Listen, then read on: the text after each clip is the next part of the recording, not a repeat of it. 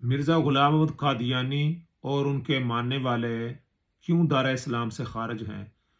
ان پر کیوں کفر کا فتویٰ لگایا گیا ہے؟ امام اہل سنت، شیخ الحدیث و تفسیر حضرت مولانا محمد سرفراز خان صفدر رحمۃ اللہ علیہ نے اس کی 3 وجوہات بیان کی ہیں۔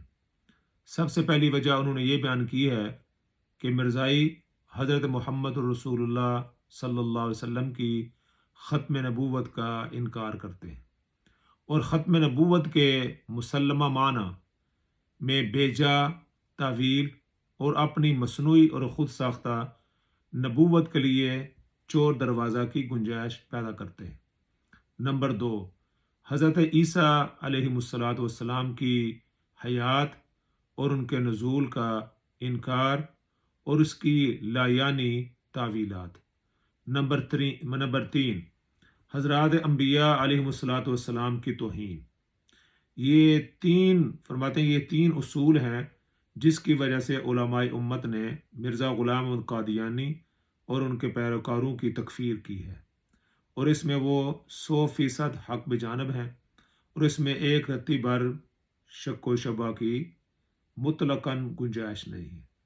تو جو حضرات یہ جاننا چاہتے ہیں کہ مرزائی کیوں کافر ہیں، تو امام اہل سنت حضرت مولانا محمد سرفراز خان صفدر رحمۃ اللہ علیہ نے اس کی 3 وجوہات بیان کی ہیں۔ نمبر 1، کہ وہ حضرت محمد مصطفیٰ صلی اللہ علیہ وسلم کی ختم نبوت کا انکار کرتے ہیں، اور ختم نبوت کے مسلمہ معنی جو پوری امت 1400 سال سے جس کو اپنائے ہوئے تھے، اس میں بے جا تعویل اور اپنی مصنوعی اور خود ساختہ نبوت کے لیے چور دروازہ کی گنجائش پیدا کرتے ہیں۔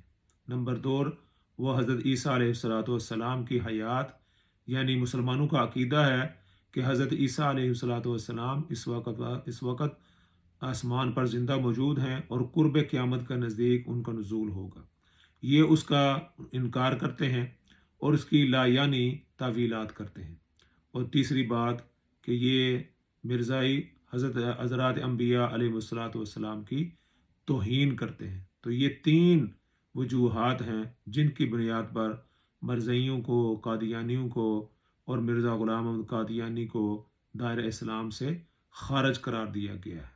تو جو حضرات یہ جاننا چاہتے ہیں کہ مرزائیوں کو اور قادیانیوں کو کیوں کافر قرار دیا گیا ہے، مسلمان ان کو کیوں دائرہ اسلام سے خارج سمجھتے ہیں، تو امام اہل سنت حضرت مولانا محمد سرفراز خان صفدر رحمۃ اللہ علیہ نے اس کی 3 وجوہات بیان کی ہیں۔